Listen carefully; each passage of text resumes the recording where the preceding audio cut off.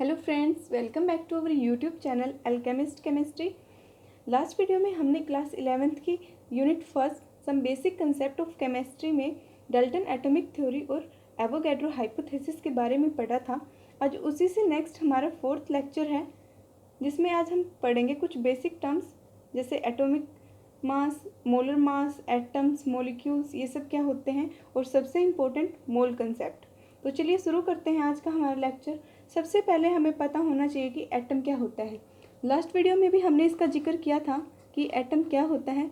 Atom एक बहुत ही छोटा पार्टिकल होता है जो किसी भी केमिकल रिएक्शन में पार्टिसिपेट करने वाला सबसे छोटा पार्टिकल होता है। अगर हम ऐसे माने कि हमने कोई भी एक पीस ले लिया एक गोल्ड का टुकड़ा लिया हमने और उसको हमने तोड़ना शुरू कर दिया। हम उसको तब तक तोड़ते गए जब तक वो बिल्कुल छोटा ना हो गया और उसकी ऐसी स्टेज ना आ गई कि वो अब टूटना बंद हो गया। तो एक ऐसी स्टेज पर जब कोई पार्टिकल पहुंच जाता है कि उसके आगे उसको ब्रेक करना मुश्किल हो जाए या टूटे ही ना, तो उसको हम क्या बोलेंगे? एटम। तो हम बोल सकते हैं कि जो एटम होता है वो क्या होता है? स्मॉलेस्ट पार्टिकल होता है किसी भी एलिमेंट का, smallest particle of an element. और जो एटम होता है इसकी जो एग्जिस्टेंस होती है वो इंडिपेंडेंट हो भी सकती है और नहीं भी। लास्ट वीडियो में भी हमने इसके बारे में पढ़ा था। मे और may not have independent existence.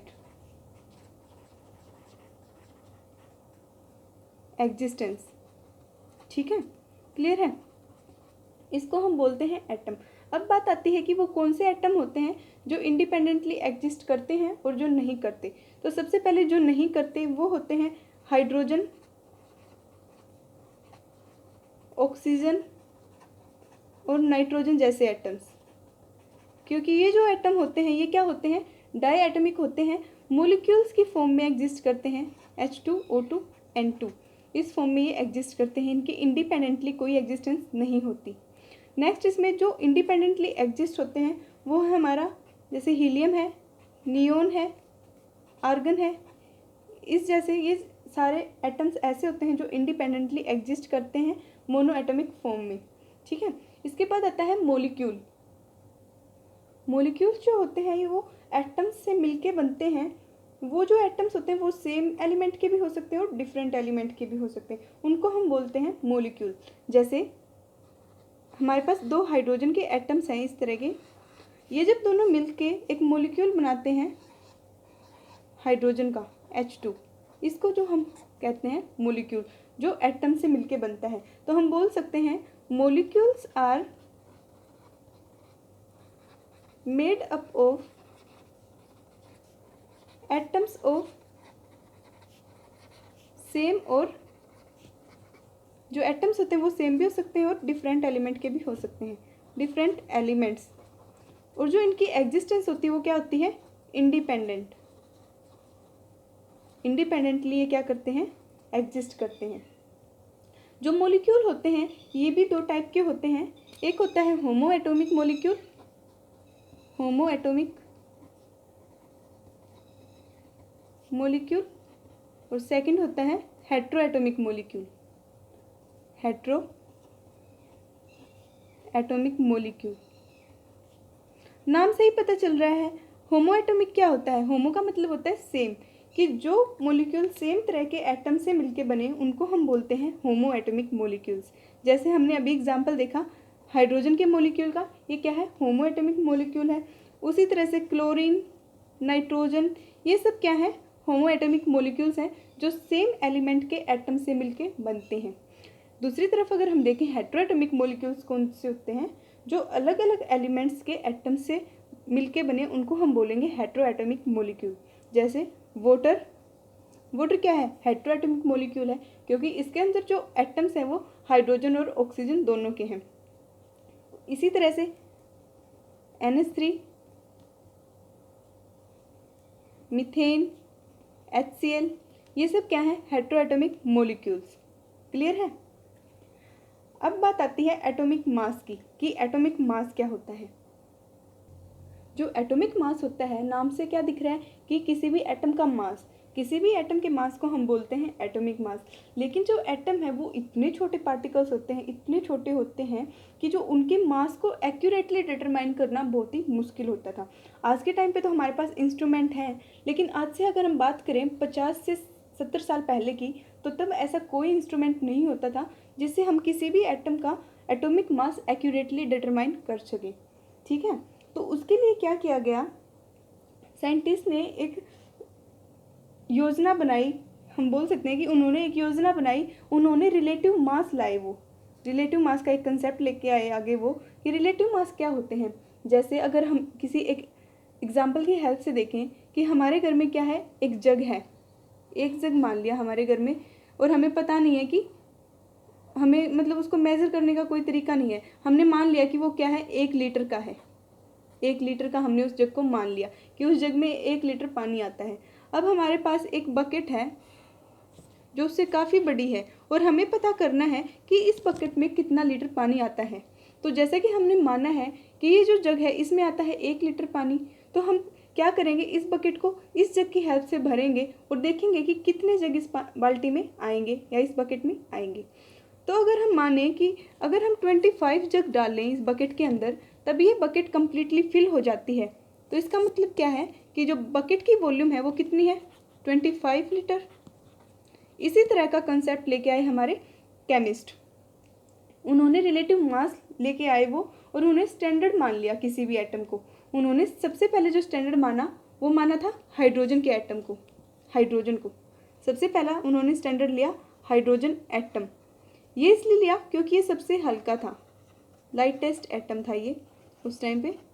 और बोला गया कि अब जिस भी एटम का हमें एटॉमिक मास निकालना है तो हम उसे हाइड्रोजन एटम के साथ कंपेयर करेंगे। इससे जितने गुना ज़्यादा वो हैवियर होगा उतना ही उसका क्या हो जाएगा, एटॉमिक मास हो जाएगा। जैसे ऑक्सीजन का अगर हम देखें इसकी हेल्प से, ऑक्सीजन जो है हाइड्रोजन के एटॉमिक मास से 16 टाइम्स ज़्यादा थी हाइड्रोजन एटम से। तो जो ऑक्सीजन का एटॉमिक मास है वो बोल दिया गया कि 16 है। इसके बाद स्टैंडर्ड्स जो है वो चेंज होते गए। सेकंड जो स्टैंडर्ड आया वो ऑक्सीजन एटम का ले गया, ऑक्सीजन एटम को माना गया। ऑक्सीजन एटम को इसलिए माना गया क्योंकि जो ऑक्सीजन होता है वो रिएक्टिव होता है इन कंपैरिजन टू हाइड्रोजन, इससे ज़्यादा रिएक्टिव होता है और बहुत सारे कंपाउंड्स बनाता है। फाइनल और लास्ट जो स्टैंडर्ड माना गया 1961 में एक मीटिंग हुई, इंटरनेशनल यूनियन ऑफ केमिस्ट। इस यूनियन में 1961 में फाइनल जो स्टैंडर्ड माना गया वो माना गया कार्बन के आइसोटोप को C12 को हमने फाइनल स्टैंडर्ड मान लिया कि अब जब भी हम एटॉमिक मास निकालेंगे तो C12 से रिलेट करके निकालेंगे। ठीक है फ्रेंड्स, क्लियर है। तो जो एटॉमिक मास की डेफिनेशन दी गई वो क्या बोला गया, जो एटॉमिक मास होगा वो किसके इक्वल होगा, 1/12 into mass of 1 C12 atom, कि जितना भी मास होगा कि उसको इसके साथ मल्टीप्लाई करेंगे कि वो कितने ज़्यादा टाइम्स है इस कार्बन 12 के मास से। ठीक है, तो हमने देखिए ऑक्सीजन का ले लिया। ऑक्सीजन का अगर हम एटॉमिक मास देखें तो जो ऑक्सीजन थी वो इससे 16 टाइम्स ज़्यादा थी, 1/12 into mass of 1 C12 atom. अब जब भी हम किसी भी एटम का एटॉमिक मास निकाल रहे थे तो हमें ये वाली जो चीज़ है बार बार लिखनी पड़ रही थी। ये क्या कर रही थी, एक प्रॉब्लम क्रिएट कर रही थी। फिर क्या क्या साइंटिस्ट ने इसको हटा के इसकी जगह इसको नाम दे दिया AMU। AMU क्या होता है, AMU होता है एटॉमिक मास यूनिट, कि इसको एक यूनिट का नाम दे दिया, एटॉमिक मास यूनिट। अब जब भी हमें किसी भी चीज़ का क्या निकालना होता, एटॉमिक मास निकालना होता, तो उसके पीछे हम लगा देते AMU। जैसे ऑक्सीजन का हमारे पास कितना है 16 AMU, इसी तरह से सभी का निकालने लग गए। लेकिन इसके बाद एक और कॉन्फ्लिक्ट आया, एक और प्रॉब्लम क्रिएट हो गई। वो क्या थी कि देखिए उसके बाद साइंटिस्ट चाहे कोई भी मास निकालते, किसी भी मोलिक्यूल का निकालते या फिर एटम का निकालते, तो सबके बाद क्या लगा देते AMU। लेकिन जो कॉन्फ्लिक्ट पैदा हुआ वो ये हुआ कि मॉलिक्यूल के पीछे एटम की यूनिट क्यों लगाई जा रही है। एटॉमिक, ये क्या है, AMU, एटॉमिक मास यूनिट। तो साइंटिस्ट ने बोला कि मॉलिक्यूल के पीछे हम एटम की यूनिट क्यों लगाएं। तो फिर साइंटिस्ट ने मिलके एक और नाम दिया इसको, AMU को चेंज करके हमने लगाया सिर्फ U। इसका मतलब होता है यूनिफाइड मास, यूनिफाइड मास। क्लियर है। तो इस तरह से जो एटॉमिक मास की यूनिट है वो हो गई हमारी यूनिफाइड मास। और जो ये 1 AMU होता है, इसकी जो वैल्यू होती है 1 AMU इक्वल टू 1.66056 इंटू 10⁻⁻24 ग्राम होती है। या फिर इसको हम बोल सकते हैं 1/Na। Na अब क्या होता है, एवोगैड्रो नंबर, एवोगैड्रो नंबर, जो इक्वल होता है 6.022 इंटू 10⁻23 के। ठीक है, क्लियर है। देखिए इस तरह से फिर एटॉमिक मास निकालने शुरू हो गए। लेकिन अब के टाइम पे तो क्या है, हमारे पास क्या है, इंस्ट्रूमेंट है, मास स्पेक्ट्रोमीटर। क्या नाम है, मास स्पेक्ट्रोमीटर, जो हमारे एक्यूरेट एटॉमिक मास हमें बताते हैं। अब बात आती है ग्राम एटॉमिक मास, कि ग्राम एटॉमिक मास क्या होता है। ग्राम एटॉमिक मास, वैसे तो ये कुछ सिंपल सी होती है, इसमें अगर ट्रिक के अकॉर्डिंग अगर हम करें तो अगर किसी भी एटॉमिक मास के पीछे हम ग्राम यूनिट लगा दें तो वो क्या हो जाता है, ग्राम एटॉमिक मास। सिंपली अगर हम बोलें atomic mass of an element, किसी भी एलिमेंट का एटॉमिक मास इन ग्राम्स, उसको हम क्या बोलेंगे, ग्राम एटॉमिक मास। ये तो होती है ट्रिक। लेकिन अगर हम बात करें लॉजिक की कि इसमें क्या कंसेप्ट छिपा है, क्या लॉजिक लगा है, तो वो देखिए, जो ग्राम एटॉमिक मास होता है इसको हम मोलर मास भी बोलते हैं, मोलर मास। और मोलर मास का मतलब क्या है, नाम से क्या दिख रहा है कि mass of 1 mole, mass of 1 mole substance, किसी भी 1 मोल सब्सटेंस का मास निकालना इन ग्राम्स, मोलर मास का मतलब है। और अभी अभी हम पढ़ के आए हैं, जो ये मोल होता है ये क्या होता है, एवोगैड्रो नंबर के अकॉर्डिंग कि क्या होता है। देखिए अगर हम निकालें mass of 1 mole of oxygen atom, अगर ऑक्सीजन के 1 मोल का हम मास निकालें तो वो कैसे निकालेंगे हम, 16 AMU होता है ऑक्सीजन का, 16 AMU इंटू क्या करेंगे, एवोगैड्रो नंबर, क्योंकि 1 मोल किसके इक्वल होता है, 6.022 इंटू 10⁻23। ये होता है हमारा एवोगैड्रो नंबर, जिसको हम डिनोट करते हैं Na से। अब हमें निकालना है 16 AMU। अभी अभी हमने पढ़ा था कि 1 AMU होता है 1.66056 इंटू 10⁻⁻24 ग्राम, या फिर 1/Na। तो इसको AMU की जगह हम क्या लिख देंगे, 16 इंटू 1/Na ग्राम में, इंटू ये हमारा क्या है Na। तो Na से ये वाला Na कैंसिल हो जाएगा और जो ये हमारा वैल्यू आ जाएगी 16 ग्राम। तो इसी वजह से जो ये मोलर मास होता है इसको हम क्या करते हैं, ग्राम्स में लिखते हैं। ट्रिक की बात तो यही है कि इसमें कुछ नहीं करना, हमें निकाल के दिखाना नहीं होता है, तो कॉन्सेप्ट की बात है, किसी भी न्यूमेरिकल में ऐसा पूछा नहीं जाता, लेकिन समझने की बात है। अब आपके सामने अगर कोई भी पूछ ले कि नाइट्रोजन का ग्राम एटॉमिक मास क्या होता है, तो आपको कुछ नहीं करना, उसका जो एटॉमिक मास होता है उसकी यूनिट AMU को हटा के सिर्फ ग्राम्स लगा देनी है। तो नाइट्रोजन का हो जाएगा जैसे 14 ग्राम। उसी तरह से अगर हमें पूछे कार्बन का क्या होता है, तो कार्बन का हो जाएगा 12 ग्राम, सल्फर का 32। इसी तरह से सभी एटम्स का क्या होता है, ग्राम एटॉमिक मास होता है। अब अगर हम बात करें मोलिक्यूलर मास की, तो जो मोलिक्यूलर मास होता है वो क्या होता है, देखिए मोलिक्यूलर मास,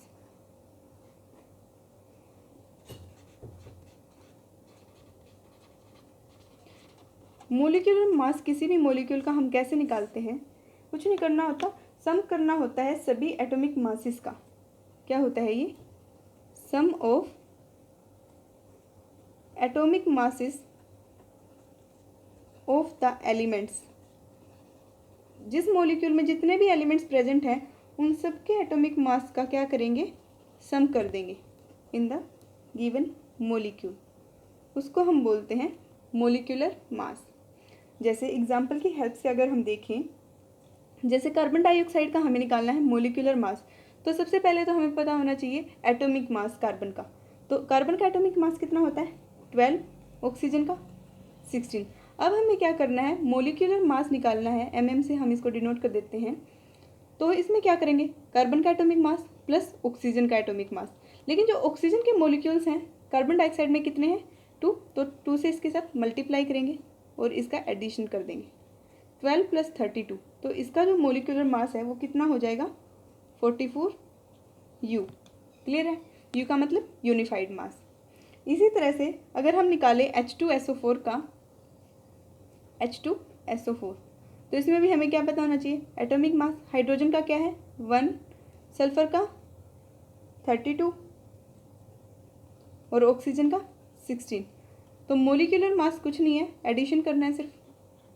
तो देखिए H2SO4 में हाइड्रोजन कितने हैं 2, 2 × 1 प्लस सल्फर कितने हैं 1 और ऑक्सीजन है हमारे पास 4। तो इस तरह से इसका हम क्या करेंगे, एडिशन कर देंगे 2 + 32 + 64, ये हमारा आ जाएगा 98 U। ऐसे हम निकालते हैं मोलिकुलर मास। अगर और एग्जाम्पल हम देखें तो देखिए शुगर का अगर निकालें, शुगर का क्या होता है फॉर्मूला C12H22O11। इसका आप निकालिए, खुद निकाल के देखिए, जितना ट्राई करेंगे, जितनी आप क्वेश्चंस करेंगे उतनी ज़्यादा क्या होगी प्रैक्टिस बनेगी। अगर कार्बन का हम देखें तो क्या होता है हमारा 12 और मोलिक्यूल्स भी कितने 12। हाइड्रोजन का हमारा होता है 1, 22 मोलिक्यूल्स हैं और ऑक्सीजन का हमारा होता है 16 मोलिक्यूल्स हैं 11। तो इसको सोल्व करेंगे तो यहाँ क्या आएगा 144 + 22 + 176। इसको सोल्व करके हमारा आ जाएगा 342 U। ये होता है मोलिकुलर मास। इसी तरह से CH4 का अगर हम देखें तो 12 + 4 × 1 हमारा आ जाएगा 12 + 4 16 U। ये होता है मोलिकुलर मास। इससे नेक्स्ट आता है gram molecular mass. Gram molecular mass, ये भी क्या होता है ग्राम एटॉमिक मास की तरह ही होता है, मोलिकुलर मास इन ग्राम्स। उसी को हम क्या बोलेंगे ग्राम मोलिकुलर मास। उसके पीछे भी क्या होता है, सिर्फ यूनिट हटा के यू हटा के हमें करना है ग्राम, उसको हम बोलेंगे ग्राम मोलिकुलर मास। अब बात आती है सबसे इम्पोर्टेंट कंसेप्ट मोल कंसेप्ट, जिसमें बच्चे कंफ्यूज होते हैं, बहुत सारे इस पर न्यूमेरिकल्स भी बनते हैं। देखिए मोल कंसेप्ट, मोल कंसेप्ट क्या होता है, जैसे डजन होता है, डजन क्या है एक यूनिट है। हम सब जानते हैं कि एक डजन में कितने आर्टिकल्स आते हैं, या हम बनाना लगा ले एक डजन में हमारे पास कितने बनाना होते हैं 12 होते हैं। उसी तरह से मोल भी एक यूनिट है, या फिर कह सकते हैं कि ये एक नंबर है। एक मोल में कितने पार्टिकल्स होते हैं 6.022 × 10⁻24 पार्टिकल्स, अभी पढ़ के आए हैं हम ये। और जो पार्टिकल्स होते हैं इसमें क्या क्या हो सकते हैं, आयंस, एटम्स, मोलिक्यूल्स, ये सब क्या होंगे पार्टिकल्स होंगे। और जो ये वाला नंबर होता है इसको हम बोलते हैं एवोगैड्रो नंबर, एवोगैड्रो नंबर, जिसको हम डिनोट करते हैं Na से। क्लियर है। जैसे अगर हम बोलें कि 1 मोल ऑफ हाइड्रोजन एटम में कितने एटम्स होते हैं, किसके इक्वल होता है ये 6.022 × 10⁻24 एटम्स। इससे नेक्स्ट अगर हम बात करें 1 मोल ऑफ हाइड्रोजन मोलिक्यूल्स किसके इक्वल होता है, मोलिक्यूल ये इक्वल होता है 6.022 × 10⁻24 मोलिक्यूल्स। क्लियर है। तो इसका मतलब क्या है, जो यहाँ पे होता है ना एटम, यहाँ भी वही यूनिट होगी एटम। अगर मोलिक्यूल है तो मोलिक्यूल होगा, आयन है तो आयन होगा, और एटम है तो एटम हो जाएगा। क्लियर है। अब देखिए इस पे क्वेश्चन किस तरह के बनते हैं। सबसे पहले अगर हम क्वेश्चन देखें तो कैसे बनेगा इस पे क्वेश्चन, हमें बताने हैं कि हाउ मैनी मोलिक्यूल्स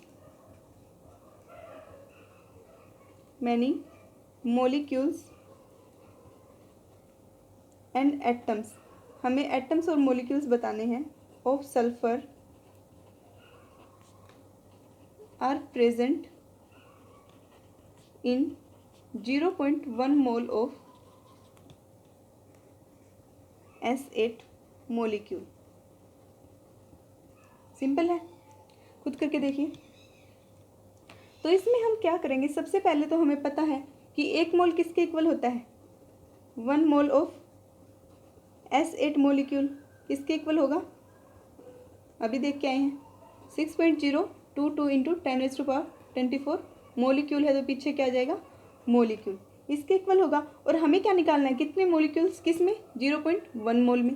तो 0.1 मोल में कितने होंगे, ये बिल्कुल सेम रहेगा, कुछ नहीं है, सिर्फ इसकी मल्टीप्लाई कर देंगे 0.1 से, 0.1 से इसकी मल्टीप्लाई करेंगे तो हमारे पास क्या आ जाएगा, 22 इंटू 10⁻23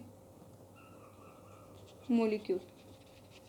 सॉरी, यहाँ पे 23 होता है, यहाँ पे आ जाएगा 22। क्लियर है, यहाँ पे 23। ठीक है, इस तरह के इसमें क्वेश्चंस बनते हैं। अब हमने मोलिक्यूल्स तो निकाल लिया, अब हमें बताना है कि एटम्स कितने होंगे इसमें। एटम्स जैसे कि हम जानते हैं S8 मोलिक्यूल में एटम्स कितने होते हैं, 8 एटम्स होते हैं एक में। तो 0.1 मोल में 0.1 मोल ऑफ S8 में कितने एटम्स होंगे, तो कैसे निकालेंगे, जो हमारी वैल्यू आई है 6.022 इंटू 10⁻22 उसकी मल्टीप्लाई कर देंगे 8 से, और जो हमारी वैल्यू होगी वो क्या होगा, हमारे एटम्स होंगे 4.816 इंटू 10⁻23। ये क्या है, हमारे एटम्स। ठीक है, नेक्स्ट देखिए, अगर हमें निकालने हो number of moles of A compound, तो इसका फॉर्मूला होता है number of moles of compound. क्या होता है, मास ऑफ कंपाउंड, उस कंपाउंड का जो मास गिवन है वो डिवाइडेड बाय मोलिकुलर मास, उसका मोलिकुलर मास निकालेंगे हम। ठीक है, एक होता है अगर हमें निकालना है मास ऑफ 1 मोलिक्यूल, किसी भी मोलिक्यूल का हमें मास निकालना है और हमें दे दें उसका मोलिकुलर मास, तो हम क्या करेंगे, molecular mass over Avogadro number. इसी तरह से अगर हमें मास निकालना हो किसी भी एक एटम का, तो उसमें भी हम क्या करेंगे, atomic mass by Avogadro number. Clear है। अगर न्यूमेरिकल हम देखें, देखिए फर्स्ट क्वेश्चन है आपको सिल्वर का क्या निकालना है, देखिए calculate the mass of an atom of silver, और आपके पास गिवन क्या है, एटॉमिक मास, क्योंकि सबके एटॉमिक मास हमें याद नहीं होते तो हमें ये दिए मिलेंगे 108। सिंपल सा, अब इसमें क्या लगाना है, हमें जो ऊपर दिया गया वही फॉर्मूला निकालना है। तो एटॉमिक मास अगर हम निकाल लेंगे, सॉरी मास ऑफ एटम अगर हम निकाल लेंगे, तो क्या करेंगे उसमें, atomic mass by Avogadro number. Atomic mass हमारे पास कितना है 0.8, और एवोगैड्रो नंबर क्या है हमारा 6.022 इंटू 10⁻23। इसको अगर हम सोल्व करेंगे तो हमारा आंसर आ जाएगा, सोल्व करने से कुछ ऐसा आंसर आएगा -22 ग्राम। तो जो सिल्वर के एटम है उसका मास कितना हुआ 1.793 इंटू 10⁻22 ग्राम। ठीक है, इसी तरह से अगर हमें कैलकुलेट करना हो C14 का, कार्बन 14 के एटम का मास अगर हमें निकालना हो, मास ऑफ C14 एटम, तो उसमें भी क्या करेंगे हम, एटॉमिक मास हमें पता ही है कितना है 14 डिवाइडेड बाय एवोगैड्रो नंबर। इस तरह से हमारा जो वैल्यू आएगी वही हमारा आंसर होगा। क्लियर है। अब अगर हम इसकी इसी टॉपिक में बात करें मोलिक्यूल के मास की, जो हमारा सेकंड फॉर्मूला है mass of molecule, mass of molecule of naphthalene. Naphthalene का अगर निकालना हो, नेप्थलीन का फॉर्मूला क्या होता है C10H8। तो कैसे निकालेंगे, इसमें क्या है, मोलिकुलर मास काउंट करना होगा हमें सबसे पहले। तो मोलिकुलर मास हम कैसे काउंट करते हैं, कार्बन क्या है 12 होता है, 10 मोलिक्यूल प्लस हाइड्रोजन का 1 होता है एटॉमिक मास। इस तरह से क्या करेंगे 120 प्लस 8 128, अब हमें कुछ नहीं करना, अब हमें सिर्फ क्या लगाना है, फॉर्मूला। हमारे पास मोलिकुलर मास निकाल लिया हमने और एवोगैड्रो नंबर क्या है 6.022 इंटू 10⁻23। इसको जो सोल्व करके वैल्यू आएगी वही हमारा क्या होगा, mass of molecule of naphthalene. Clear है। इसमें अगर हम निकालें नाइट्रोजन का, देखिए mass of molecule of nitrogen, तो नाइट्रोजन का मोलिकुलर मास अगर हम निकालेंगे तो क्या है 2 into 14 over Avogadro number 6.022 into 10⁻23। इसको जब हम सोल्व करेंगे तो हमारा क्या आएगा Na, जो भी वैल्यू आएगी वो हमारा आंसर होगा। इसकी जो वैल्यू है वो आएगी 4.65 इंटू 10⁻23 ग्राम। ठीक है, इस तरह से हम निकालते हैं मास ऑफ मोलिक्यूल और मास ऑफ एटम्स। नेक्स्ट देखिए, ताकि आपको न्यूमेरिकल्स में प्रॉब्लम ना हो, इतने ज़्यादा फॉर्मूले रटने ना पड़े, तो उसके लिए एक टेबल होती है। देखिए यहाँ है हमारे पास मोल। अगर मोल से हमें जाना है नंबर ऑफ पार्टिकल्स में, जैसे हमें निकालने हो atoms, number of molecules, number of ions, या फिर हमें निकालना हो वॉल्यूम,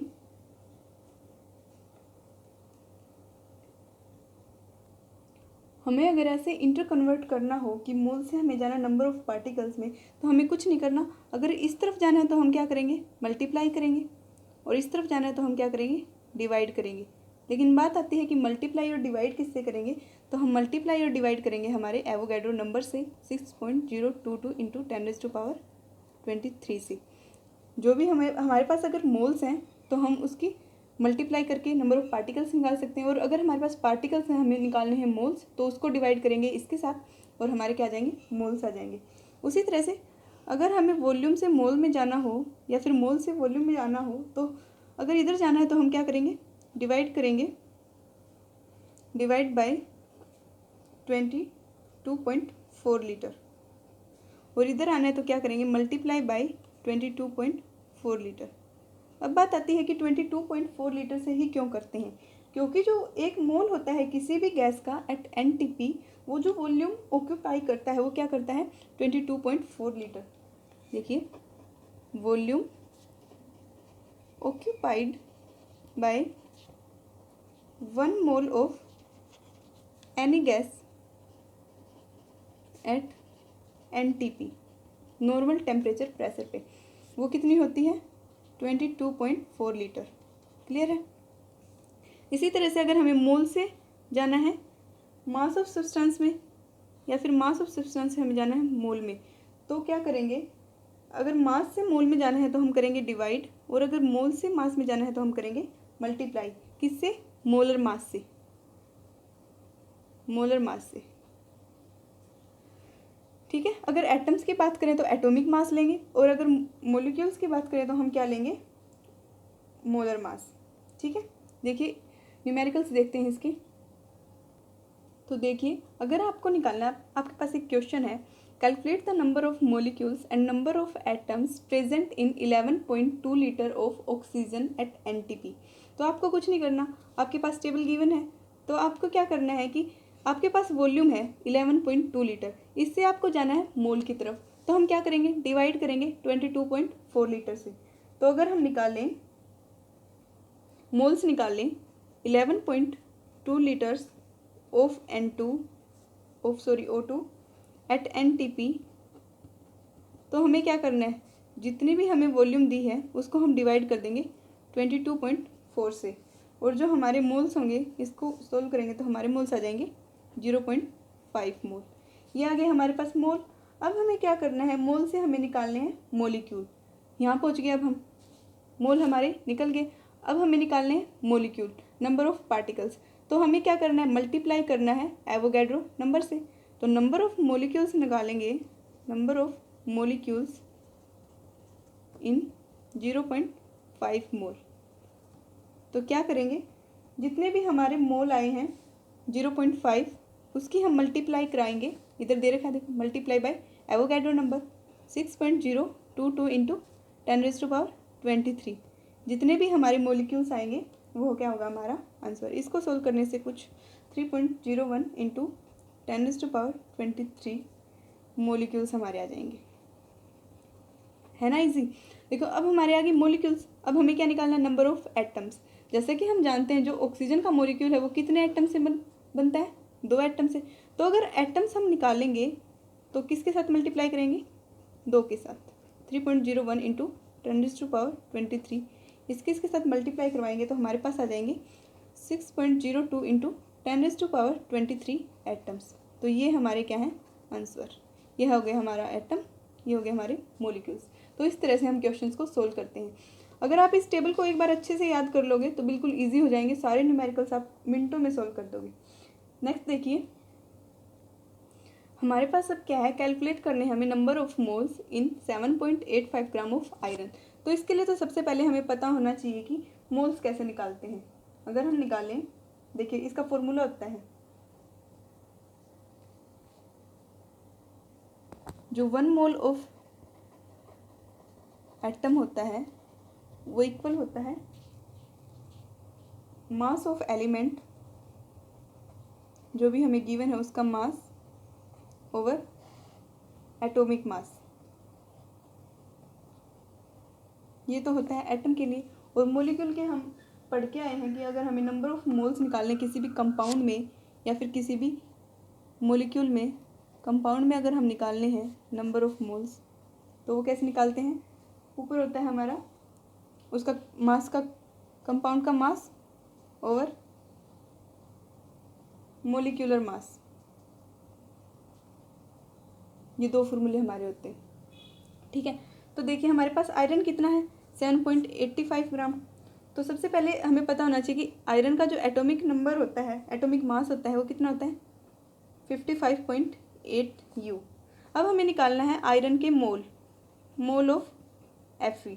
तो कैसे निकालेंगे, ऊपर होना चाहिए मास ऑफ आयरन हमें पता हो, और नीचे क्या करेंगे हम, एटॉमिक मास। तो मास ऑफ आयरन हमें कितना है, 7.85, और एटॉमिक मास क्या होता है आयरन का, अभी देखा हमने, 55.8। इसको सोल्व करने पे हमारे मोल्स आ जाएंगे जो है 0.141 मोल हमारे निकल गए। यही हमें निकालना था, ठीक है।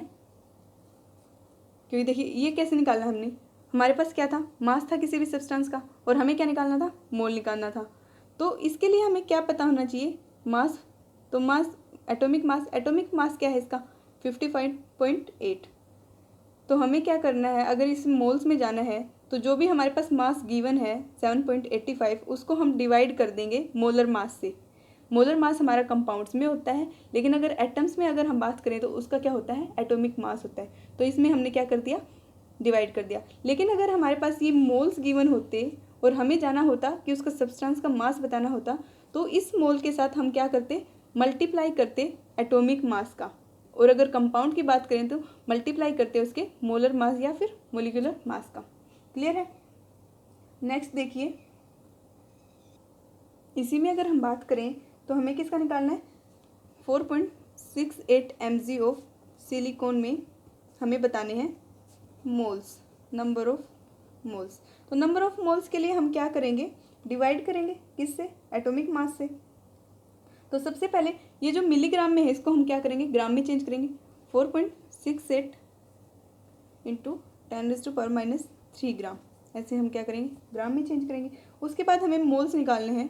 तो मोल्स ऑफ सिलिकॉन कैसे निकलेंगे, mass of silicon divided by atomic mass.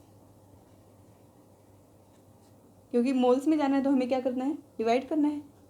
तो मास हमारे पास कितना है, 4.68 इंटू 10⁻³ और जो एटॉमिक मास होता है सिलिकॉन का वो होता है 28.1। ये तो या तो आपको गिवन मिलेंगे एग्जाम्स में, या फिर जो इम्पोर्टेंट है उनके याद कर लेना। जब इसको हम सोल्व करेंगे तो हमारी वैल्यू आएगी 1.66 इंटू 10⁻⁴ मोल। ये हमारा क्या है, आंसर है। क्लियर है। इस तरह के न्यूमेरिकल्स बनते हैं मोल कंसेप्ट पे। देखिए नेक्स्ट, हमें कैलकुलेट करने हैं number of molecules in A drop of water, जिसका वेट कितना है, 0.05 ग्राम। तो सबसे पहले हमें क्या पता होना चाहिए, ग्राम मोलिकुलर मास निकालेंगे वाटर का। वो कितना होता है, 2 हाइड्रोजन प्लस 16, क्या आ जाएगा, 18 ग्राम। ग्राम मोलिकुलर मास आ गया। अब हमें बताना है कि जो 18 ग्राम है, 18.0 ग्राम ऑफ H2O, इसमें कितने मोलिक्यूल्स हैं? 6.022 इंटू 10⁻23 मोलिक्यूल्स। ये क्या है? Avogadro number. अब हमें बताना है 0.05 में, यही तो हमें निकालना है। तो हम क्या करेंगे, 6.022 इंटू 10⁻23, 18 जो है ये हमारा आ जाएगा नीचे इंटू 0.05।